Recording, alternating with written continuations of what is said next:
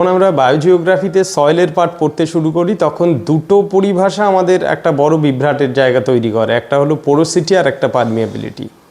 এই বিষয়টা আমাদের ওভারঅল মৃত্তিকা পড়ার ক্ষেত্রে খুব জরুরি এই কারণেই, কারণ সব জায়গায় এর অ্যাপ্লিকেশন রয়েছে।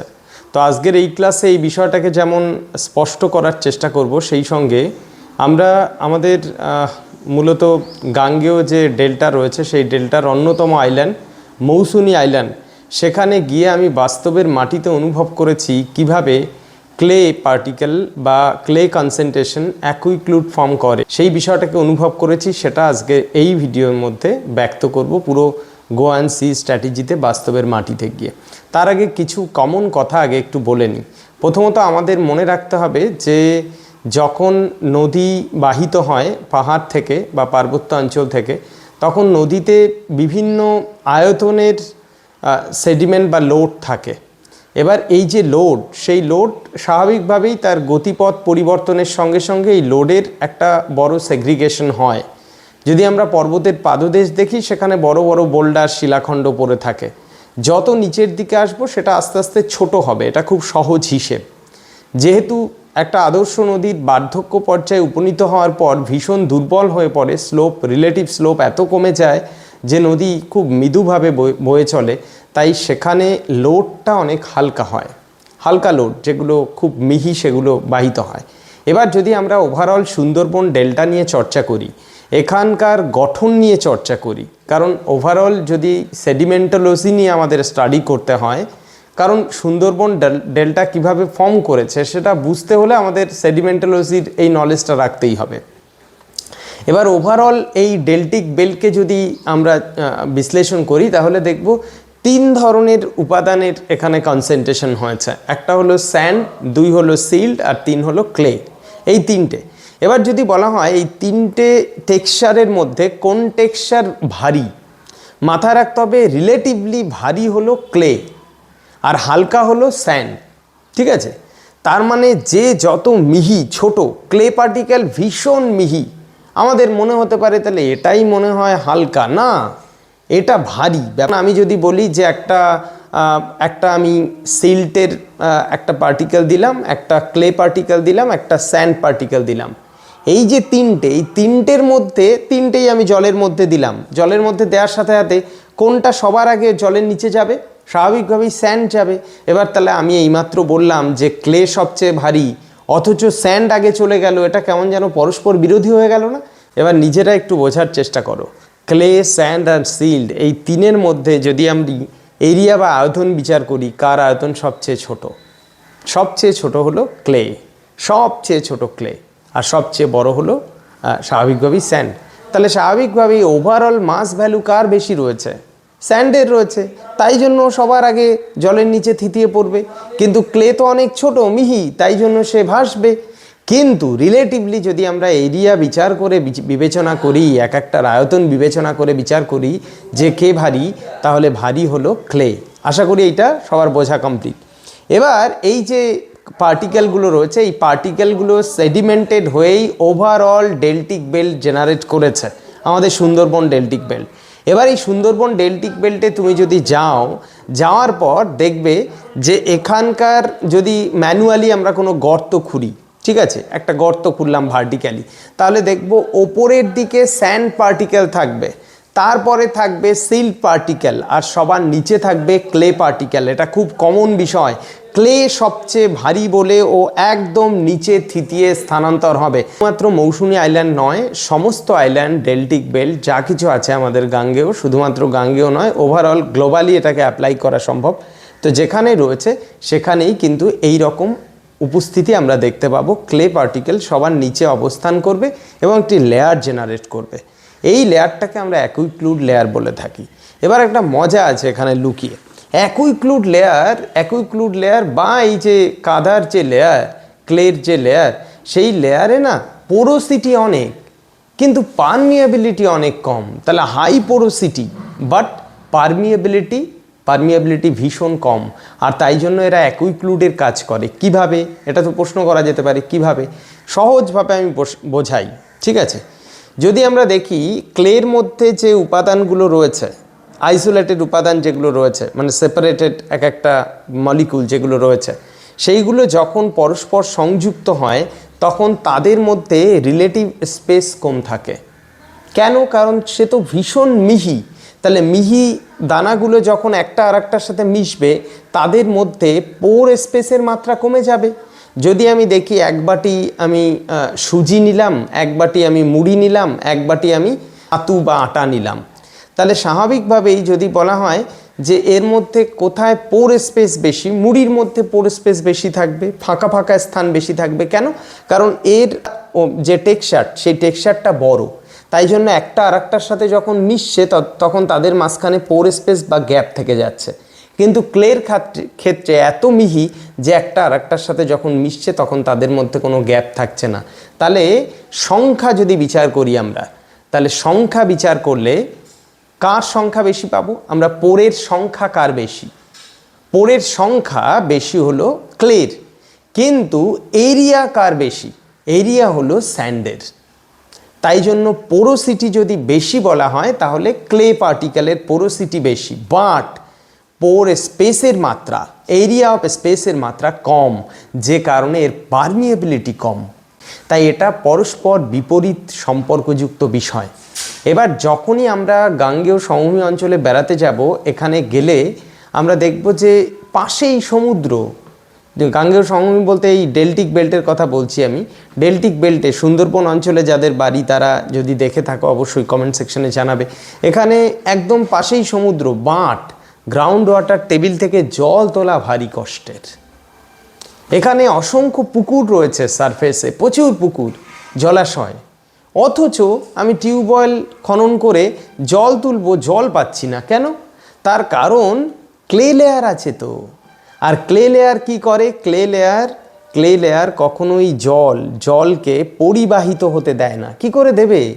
পোর স্পেসের মাত্রা তো কম। এই কারণে সুন্দরবন বদ্বীপ সংলগ্ন অঞ্চলে যাদের বাড়ি তারা স্বাভাবিকভাবেই খুব সহজেই এই সমস্যাটা ফেস করে যে এখানে টিউবওয়েল বা শ্যালো মেশিন বসিয়ে জল তোলা যায় না গ্রাউন্ড থেকে। কারণ এর লেয়ারটা পুরোটাই ক্লে লেয়ার রয়েছে, আর এই ক্লে লেয়ারের মধ্যে যেহেতু জলের পরিবাহিত হওয়ার ক্ষমতা থাকে না, তাই জন্য ওপরে হতে পারে প্রচুর পুকুর, প্রচুর জলাশয়, কিন্তু সেই জল ইনফিল্ট্রেট হয়ে নিচের দিকে যেতে পারে না এবং একটা আদর্শ গ্রাউন্ড ওয়াটার টেবিলও জেনারেট করতে পারে না। এই সমস্যার কারণে আমাদের এই ডেল্টিক বেল্টগুলো যেখানে রয়েছে, বিশেষ করে সুন্দরবন অঞ্চল, এখানে আমরা গ্রাউন্ড ওয়াটার টেবিলের একটা বড় সমস্যা অনুভব করি। এবং ওপরে প্রচুর জলাশয় রয়েছে এবং সেই জলাশয়ে জল সারা বছর থাকবে। যেহেতু এখানে ইনফিল্ট্রেট হতে পারে না, তাই জন্য জল সারা বছর থাকবে এখানে। ঠিক আছে, যদি পুকুর খনন করতে হয় তাহলে জল সেচ করে বাইরে বের করে পুকুর শুকিয়ে তারপরে খনন করতে হবে। জল থাকবে সব সময়, কারণ নিচটা একটা আদর্শ অপ্রবেশ্য লেয়ার রয়েছে, ক্লে লেয়ার। তার মানে বুঝতেই পারছো যে ক্লে লেয়ার কতটা আদর্শ অ্যাকুইক্লুড জেনারেট করতে পারে এবং সেটা মৃত্তিকা গঠনে কত বড় প্রভাবক হতে পারে। তাই পুরো সুন্দরবনের যত ডেল্টা রয়েছে সেই ডেল্টাকে যদি আমরা ভার্টিক্যালি খনন করি তাহলে এইরকম ক্লে লেয়ার স্পেসিফিকভাবে পাবো এবং সেই লেয়ারটাই হলো এক প্রকার বেসমেন্ট বলা যায় ওভারঅল গঠনের। ঠিক আছে, এবং ওপরের দিকে আলটিমেটলি সেল্ড এবং স্যান্ড আমরা পাবো। বাস্তবের মাটিতে গিয়ে আমি কিভাবে এই বিষয়টাকে এক্সপ্লোর করেছি সেটা দেখাচ্ছি এবং সবাইকে বলে রাখি যে এই যে স্ট্র্যাটিওগ্রাফি, এই যে সেডিমেন্টোলজির কনসেপ্ট, এটা কিন্তু একটা ইউনিভার্স কনসেপ্ট। এমন নয় যে শুধু এখানকার জন্য প্রযোজ্য, পৃথিবীর সর্বত্রই একই কনসেপ্ট প্রযোজ্য। মৌসুমী আইল্যান্ডে এসেছি এবং এটা একটা গর্ত পরে কাটা হচ্ছে। এই জায়গাটা আমি খুঁজছিলাম পুরো আইল্যান্ডে ঢুকেই যে ম্যানমেড কোনো গর্ত পাই কিনা, কারণ আমরা আইল্যান্ড কিভাবে ফর্ম করেছে সেটা যদি জানতে হয় তাহলে এই অঞ্চলের মাটি কাটতে হবে। কেটে আমরা সহজেই এখানকার যে গাঠনিক উপাদান সেটাকে অনুভব করতে পারবো। এবার যাওয়ার পথে এই গর্তটা পেয়ে গেলাম, আর এখানে প্রেজেন্ট টাইম কাটা হচ্ছে। এবং ক্লে আমরা জিওগ্রাফিতে জানি যে রিভার ডাউন স্ট্রিমে যে সেডিমেন্টেশন করে সেগুলোর মধ্যে সবচেয়ে গুরুত্বপূর্ণ হলো ক্লে অ্যান্ড সিল্ট। এবার ক্লে কনসেন্ট্রেশন কতটা হতে পারে, এবং আমরা জিওগ্রাফিতে জানি যে অ্যাকুইক্লুড বলে একটা কনসেপ্ট রয়েছে। কারণ এই ক্লে লেয়ারের মধ্যে দিয়ে জল সহজে ওপর থেকে নিচে যেতে পারে না। কিভাবে যেতে পারে না আমি এই জায়গাটা দেখাবো। এই যে জলটা রয়েছে, এই জলটা কিন্তু সহজে নিচে যেতে পারছে না। স্বাভাবিকভাবেই পুকুরে বর্ষাকালে তো জল হবে, ইটস ওকে, কিন্তু শুষ্ক ঋতুতে জলের অভাব হয়।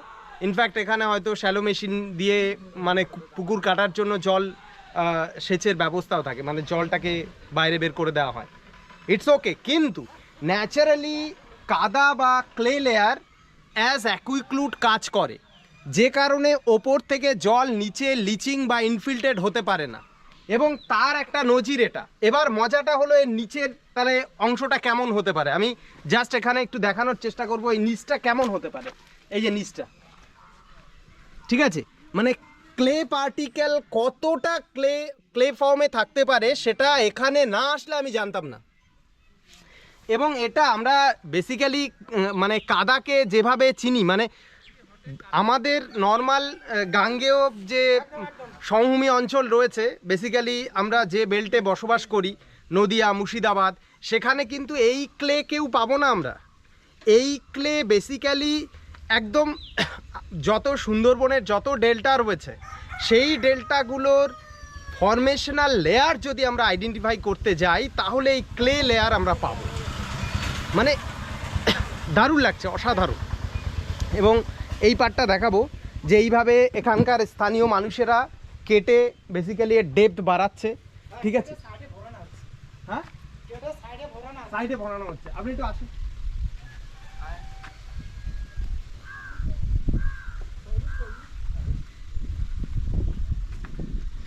অর্থাৎ মৌসুমী আইল্যান্ডকে যদি আমরা পুরো ভার্টিক্যালি কাটি, পুরো আইল্যান্ডকে, তাহলে ওপরের দিকে কিছু এমন লেয়ার পাবো যেখানে স্যান্ডি লেয়ার আছে, সিল্ট আছে। একটা জিনিস মাথায় রাখতে হবে, ক্লে কিন্তু ভারী অত্যন্ত, যে কারণে কোনো জায়গায় যখন সঞ্চয় হয় তখন ক্লে কনসেন্ট্রেশন সবার নিচে চলে যায়।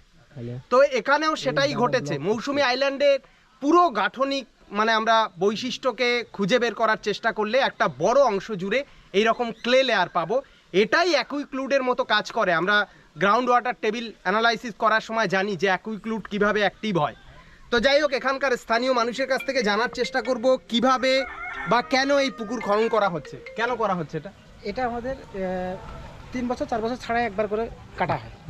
কেটে সাইডে যে আড়িগুলো ধুয়ে যায়, ওইগুলোকে পূরণের জন্য আবার কাটা হয়। এবারে আমরা একটা মাছ ছাড়ি, এইটার উপরে একটা জীবিকা চলে। ওকে, আমাদের আর এইটার উপরে জীবিকা চলে, আমাদের তো বাইরে তো যেতে পারি না। আমাদের তো সেরকম কোনো অর্থনীতি নেই যে আমাদের জায়গা জমি আছে বা সেটাকে কোনো চাষবাস করবো, সেরকমও কিছু নেই। আমাদের সেরকমও কিছু নেই যে জায়গা জমি আছে আমরা চাষবাস করে খাবো, সেরকম কিছু নেই। আমাদেরকে এরই পুরে আমাদের যে জীবিকা চলে।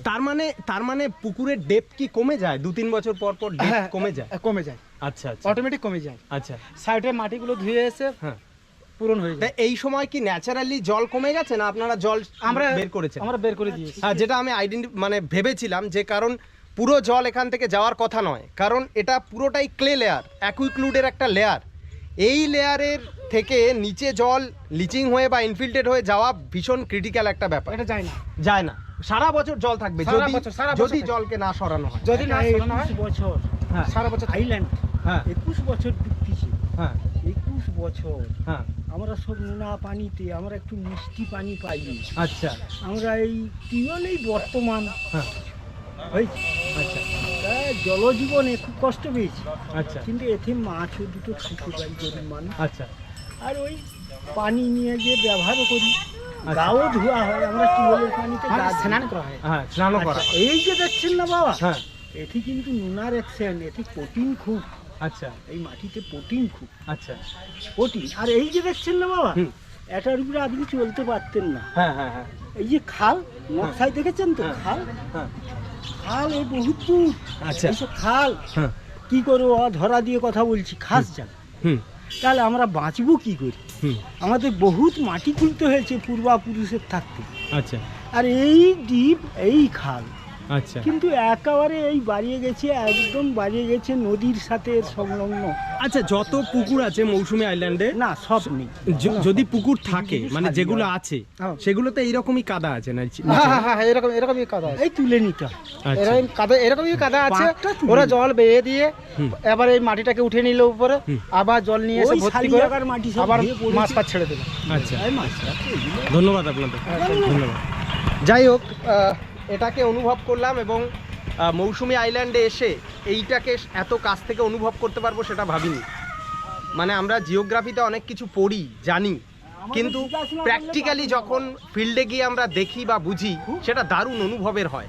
আর সেটা অনুভব করলাম কিভাবে মৌসুমী আইল্যান্ডের ক্লে লেয়ার রয়েছে এবং এই পুকুরটার পুরো ওপর থেকে নিচ পর্যন্ত যদি আমরা দেখি এগুলো সব ক্লে লেয়ার। দেখো এগুলো ক্লে লেয়ার, সব ক্লে লেয়ার। এবং এই যে ওপরের দিকটা, অর্থাৎ যেমনটা বলছিলাম, এটাও কিন্তু ক্লে লেয়ার, বাট এর মধ্যে পোর স্পেস অপেক্ষাকৃত কিছুটা থাকে, যে কারণে ওপর থেকে নিচে জল লিচিং হতে পারে। এবং আমরা জানি যে ক্লের যে ধর্ম, অর্থাৎ চাই তৈরি হওয়া, এখানেও কিন্তু সেই চাই তৈরি হয়েছে। ঠিক আছে, একাধিক চাই তৈরি হয়েছে। এইভাবে দেখুন, এই যে ওপরটা যদি দেখি, এইভাবে একাধিক ফাটল এইভাবে চাই ফর্ম করে। আমরা জানি মাটির সাধারণ ধর্ম অনুযায়ী নিজেরা যখন জলে সিক্ত থাকে তখন তো পুরো একদম একটা হরাইজন্টাল লেয়ার তৈরি হয়ে যায়, কিন্তু যখন জল কমতে শুরু করে তখন এদের মধ্যে একটা সেপারেটেড ফাটল তৈরি হয়, আর সেটাই হয়েছে। যাই হোক, আজকের এই ভিডিওতে এটাই অনুভব করালাম যে কিভাবে অ্যাকুইক্লুড থাকে, কিভাবে মৌসুমী আইল্যান্ড গঠিত হয়েছে এবং বাস্তবের মাটিতে এসে তার অনুভূতিটা কেমন। যদি এখানে ম্যানমেড এই পুকুর খনন না হতো তাহলে কোনোভাবেই এটাকে আমরা স্পর্শ করতে পারতাম না, দেখতেও পারতাম না। যাই হোক, আজকের এই পর্বের ভিডিও এই পর্যন্তই। বাস্তবের মাটিতে গিয়ে ভূগোলকে স্পর্শ করার এই সংকল্প রাখবো। দেখা হচ্ছে পরে কোনো ভিডিওতে। টাটা।